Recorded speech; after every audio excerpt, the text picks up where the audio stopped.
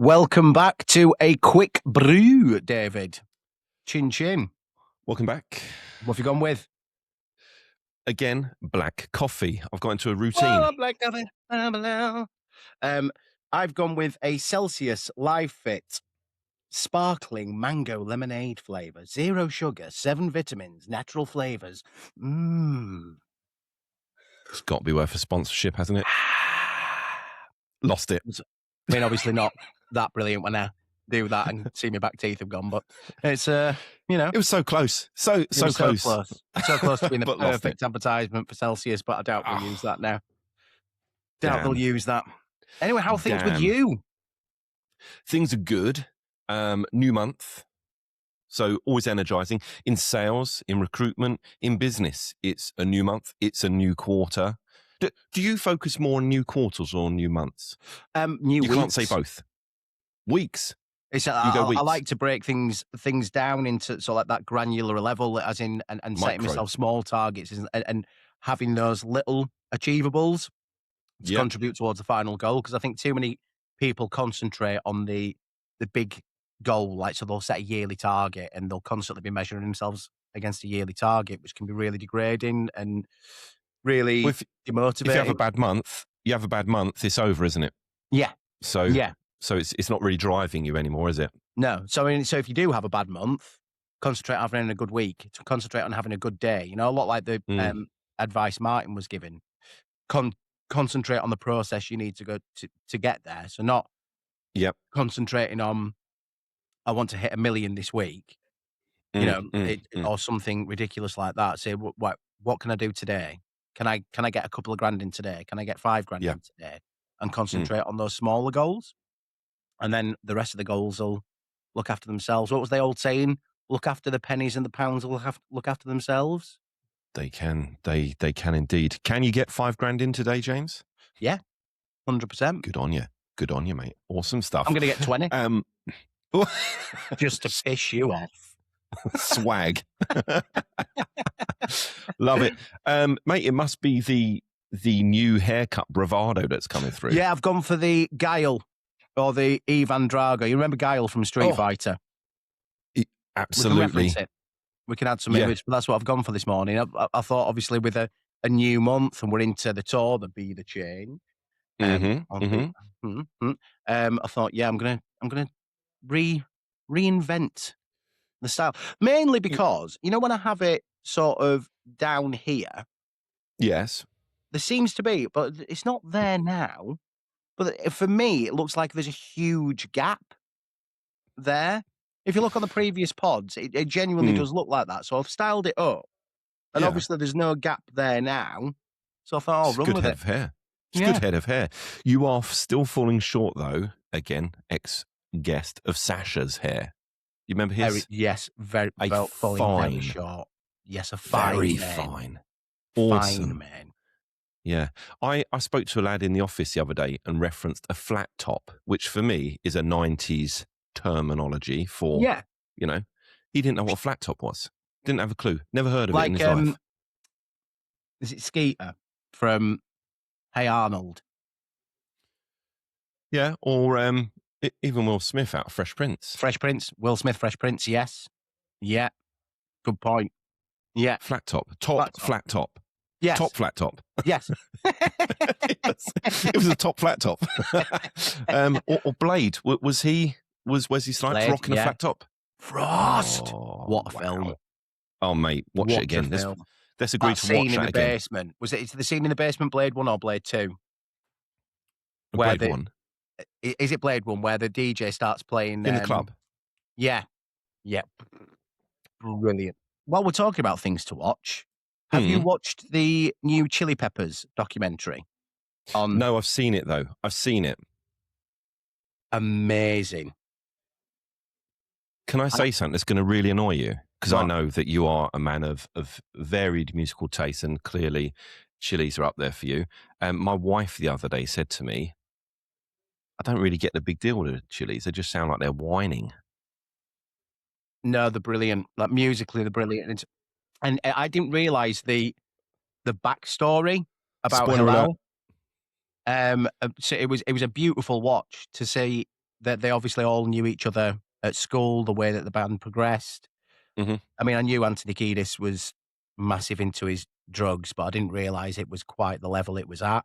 Mm, And then, yeah, the sad story of their brother, well, it's called Our Brother Halal, who was mm, basically mm, the creator of the band that overdosed, and how mm, much it affected them all, and the mm, story of mm, Anthony Kiedis not really speaking to Hilal's mother mm. because he thought she saw him as the cause, Yeah. Yeah, yeah, or yeah. one of the contributors towards, his illness, because it is an illness, his addiction's Of like that. course I've it been is. through Yeah, yeah, addictions of course it is. myself. I think that's fair. Um, and yeah, that just that beautiful bit at the end where he was going to see, like his friend basically said, "Are you gonna go see Hilal's mum?" Who's basically in hospital and had days left, and she was like, "Well, no, she doesn't wanna see me." And he was like, "No, she does. Mm, She's always loved you." And yeah, it was really mm. moving and really touching, and was amazing to see their vulnerabilities within that as well.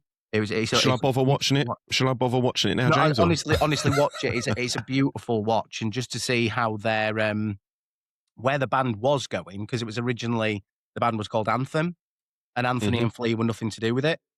Um, yeah, just the progression, it was yeah, Mm. it's really breathtaking. It's a breathtaking watch. Yeah. No, that's awesome. This feels like a great link then, James. We're in April, be the change month, Be the and change. you're on tour, as we mentioned in We previous are. We've pods. It's been How's things going so far? brilliant. You know, it's been really well received. I think we've helped a lot of people, and really, really enjoying it so far. It's amazing to see the amount of differences that we've made, and we're only shortly into it. You know, we've only been doing the Of tour a course, week yeah. or so, Yeah.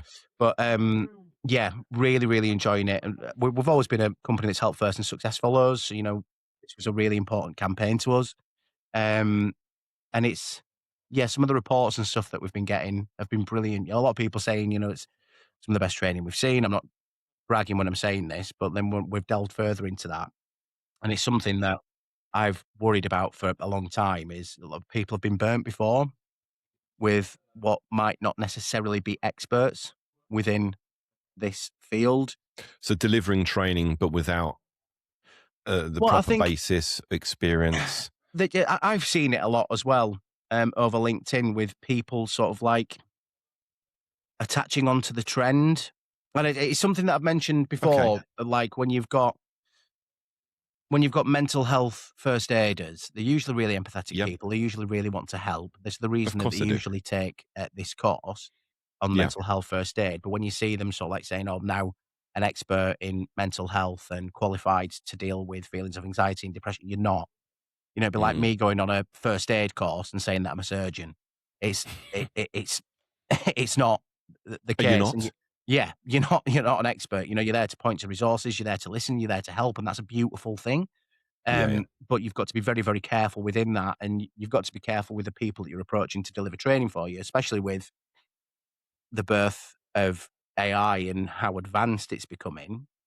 You know, Yeah. you Yeah. see so many posts and you think, yeah, straight off AI that, and it's important to recognize that AI has a multitude of resources for its information.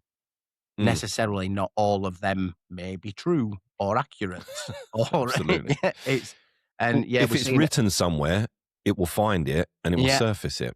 exactly that, and it's something that you have to be really, really careful with. It frustrates me when you see people posting and saying, "Oh," giving advice, and you think, "Oh, please be careful in the advice that you're giving because Mm. it's not exactly accurate, and it's not as simple as that, and it's more complex." And yeah, people that are getting burned in companies that we've spoken to by people that are claiming to be experts within the field and not, and just basically jumping on the wellbeing trend because they see money in it. Um, yeah, you have to be careful. Well, obviously, and again, this is like a roll call of AQB alumni, but Sadie, obviously a past guest, she has credentials. But this is the person that you want delivering the session, you'd want to have credentials, you know, and Yeah. you'd want to have expertise within it. And you know, you're not going to Hmm. get many better expertise than Sadie with the Hmm. qualifications and such that she's got. Mhm. You know, her Yeah. work within the European Conference actually changed the ways, and the work that was published and presented at the European Conference actually changed the way that pulse surveys are taken to Wow. delve far deeper into the reason for stresses rather than just, old school ways was how stressed are you 1 to 5, but not delving into the reasons of that. Yeah. I know she genuinely is an expert within this space and genuinely cares about helping people from her previous experience and the troubles that she's had. Well, And it's a combination, isn't it, of academia, well, lived there just seems to experience. be sort of like I wouldn't be as arrogant. I've worked in this space for some time now, but I would never Mm. ever claim myself as an expert. Anything that's really tangible or that's really going to help somebody, I'd want that to get that approved by the team or Mhm. the L&D team or Sadie first, because I want to be careful in the advice that I'm given. And we've done a few sessions recently. This is not part of the tour, but I remember Sadie going to deliver a session where there was quite a lot of younger generation within there, a lot of the Gen Z generation, and they Yep. were saying some really, really worrying things. It's like, well, Okay. yeah, I'm an expert on this. I've seen it on TikTok, and started mentioning about various things that cause stress, and it's like, and Sadie's obviously had to correct them, but then there was obviously the fight back because they think, but as an example, 83% of like the well-being advice that you see on TikTok is either accurate or completely wrong or misleading. So 83%. 83%.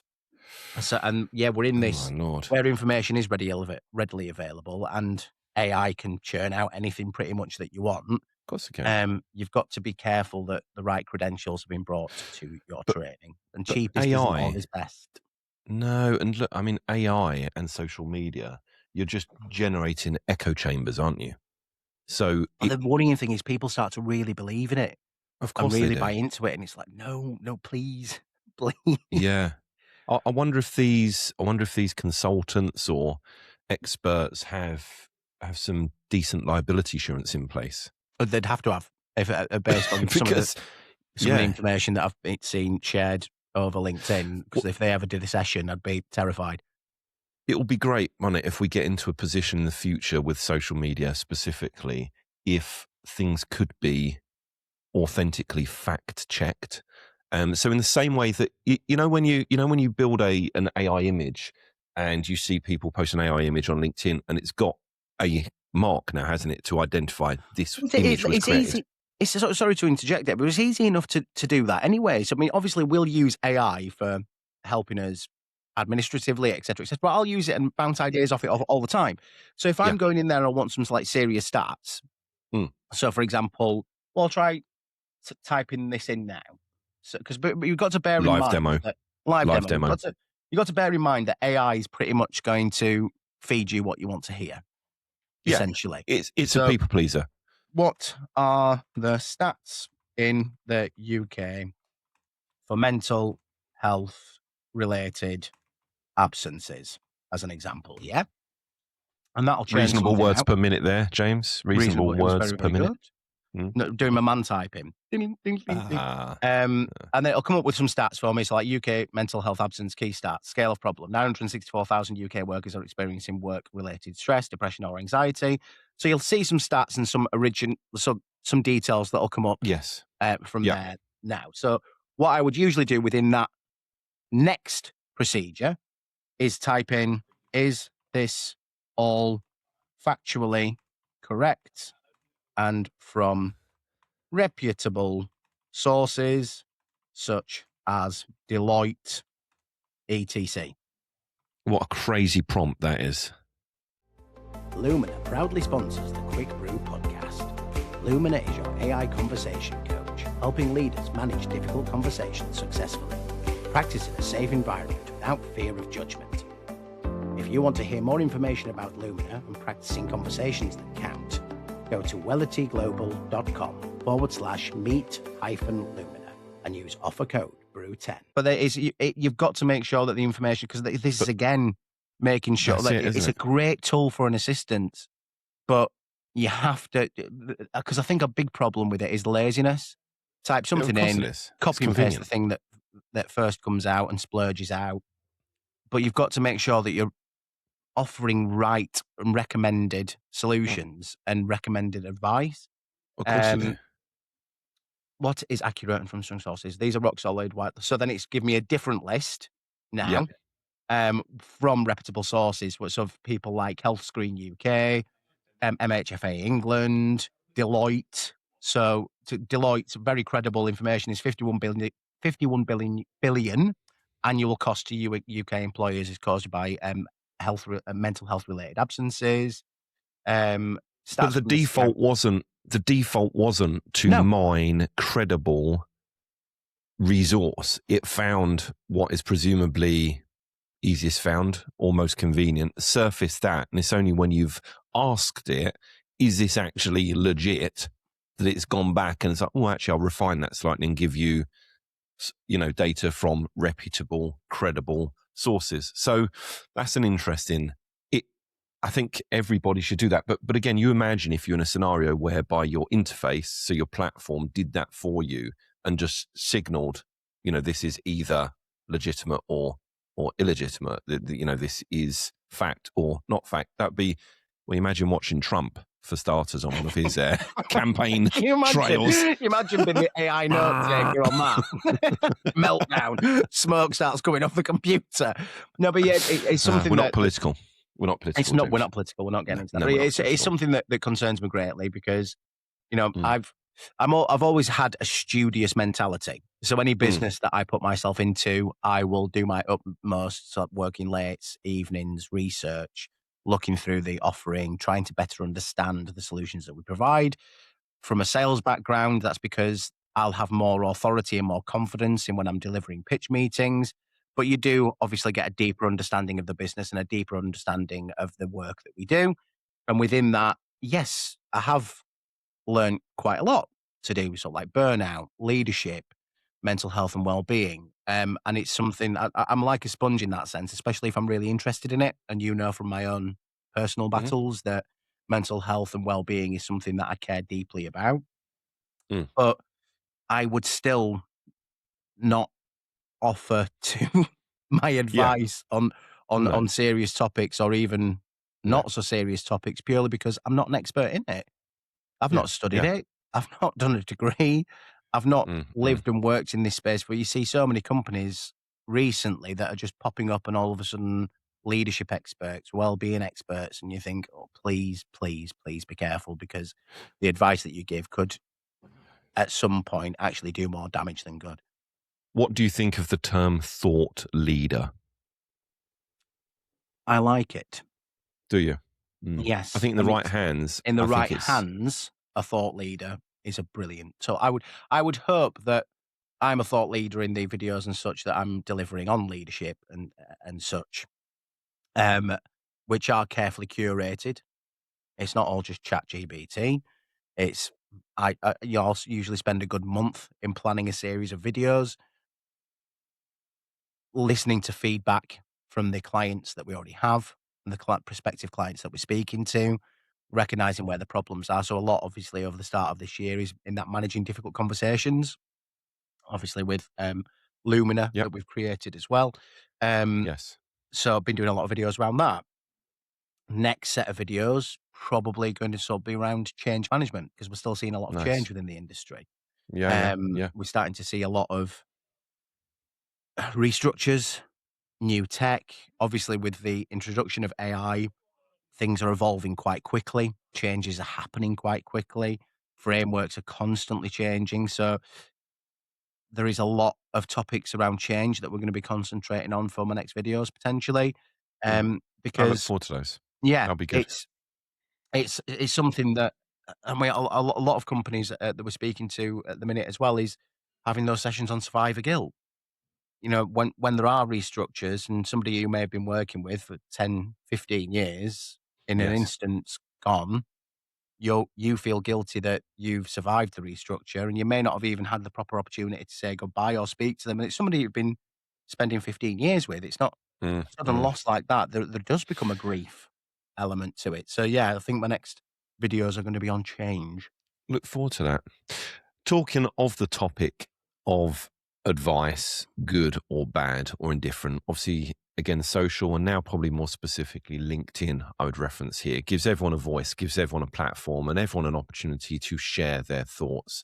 I see a lot of people who've been within the recruitment industry for a short period of time, and obviously I'm speaking about that as a as an area I've been with him for Quite a some good amount of time. years. We won't say the number. I don't think we need to say the number. But 642 years. Actually a vampire. ish. Rounded up. But you see lots of people speak about best practice and what you should be doing as a candidate and as a job seeker, and it's tough out there at the moment. I think that's fair to say, and most people would say it's very tough out there for so many reasons. It's tough, but things like apply for as many jobs as possible. In theory, it sounds great.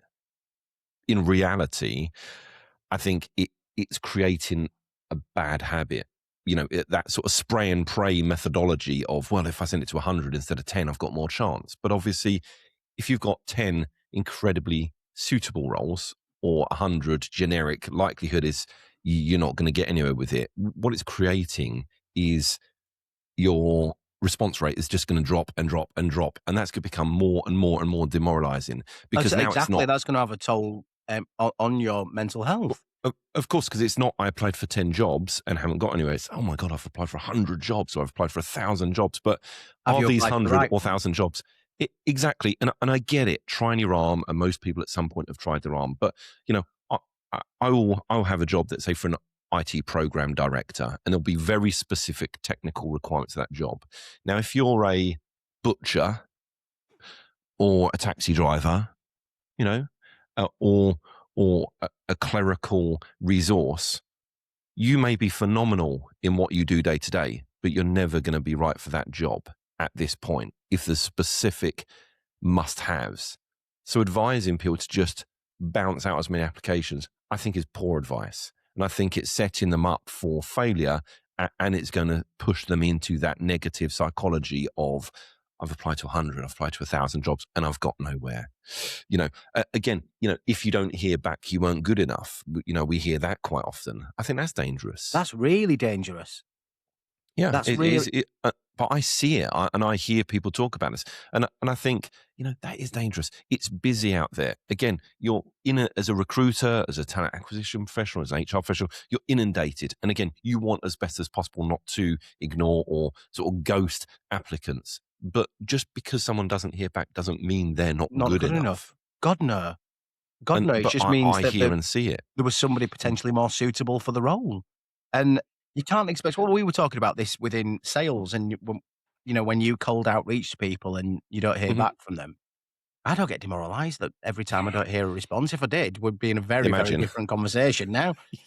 But you can't. Yeah. They haven't got time to. I don't expect. But different when you've It's been. not always speaking to right, is somebody- it? No, it's different when you've been speaking to somebody some time, multiple meetings, sent a proposal across. Yeah. I feel it's courteous to actually provide an answer and to give feedback as to why you might not have won the opportunity, or Agreed. give some kind of gauge. But cold outreach, no. And if you're expecting answers and you've applied to 100 jobs, and like you said, it hasn't been carefully curated towards the positions that you should actually be applying for, how many other people are doing that? They could be inundated with hundreds Yeah. upon hundreds of CVs.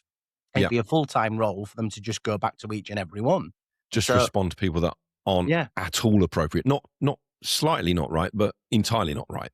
And what does it And make you feel like when you hear this and see this advice? Because it's the same with me. I'll look at some things on LinkedIn and I'll just think, oh, fuck.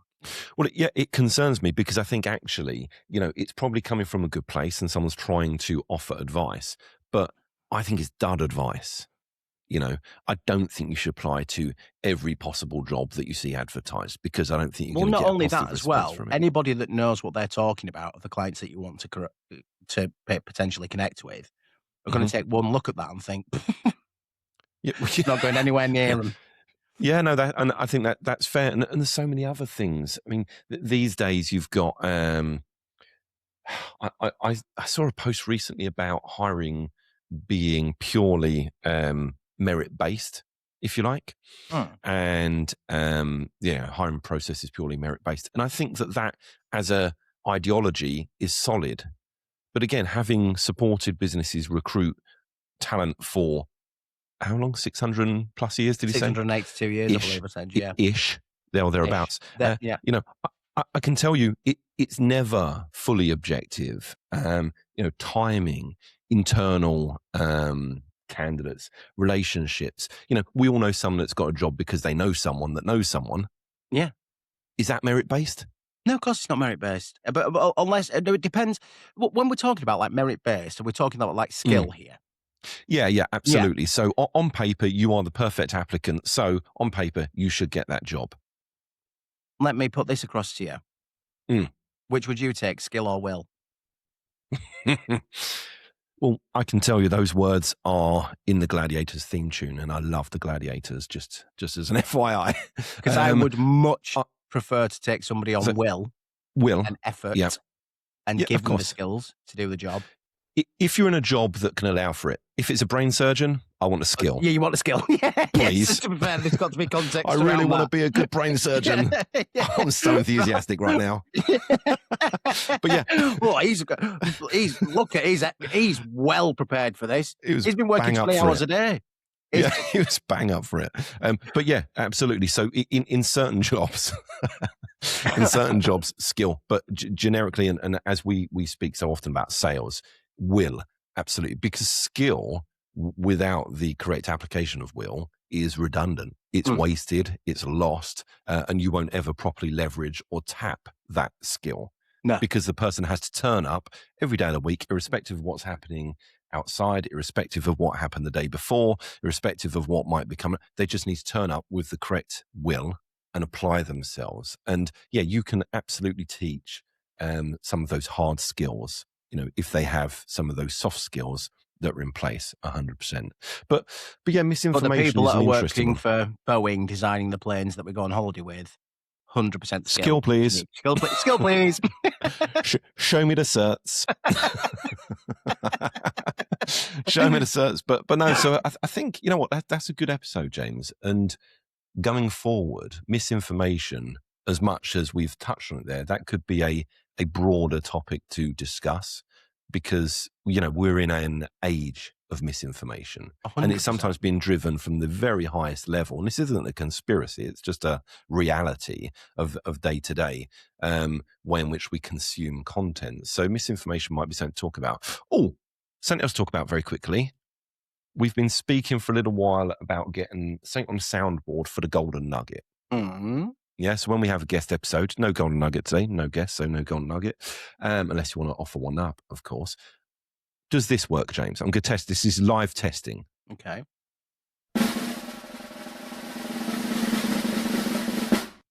I think it does, yeah. I think that's absolutely brilliant. Well, you need to give us a golden nugget after that now. Oh. Okay, my golden nugget for the day is believe credible resource and individuals that are committed to the verticals within which they work, not for 5 minutes, maybe not even for a couple of years, but people who have applied themselves and built a skill set and experience which you can leverage with faith. Excellent bit of golden nugget. It's like taking it back to like the school, so like school projects as an example. If I had to do a presentation on space for physics, I wouldn't then be going to the Beano's version of what they believe space to be, or a comic book about space. Yeah, and great drawing Superman in there somewhere, flying around the world to reverse time to save Lois. It's I would go to a credible source for that information, so I could actually put NASA? accurate information into it. NASA, or what were the encyclopedias we always used to use at school? Britannia. So that a credible source of information to get the information that I need to know. So if I needed to know the atmospheric pressure of Jupiter, I would then look at that book and have the most credible and relevant information at the time. I wouldn't necessarily read a comic and think, bosh, here we go. You've got to ensure that your information is coming from a credible and reliable source. We've travelled through the 80s and 90s today, haven't we? We Beano, Britannia, Wesley Snipes. Ivan Drago, Guile. This has been a time machine. Decades experience. I love this. We'll be moving on to noughties next episode. I like it. But yeah, awesome episode. Really enjoyed that chat, James. And good luck with the rest of the tour, mate. Thank you. And yes, good luck in the rest of the week for yourself, David. Cheers. There we go. Cheers, guys. Celsius, cool, refreshing, full of vitamins.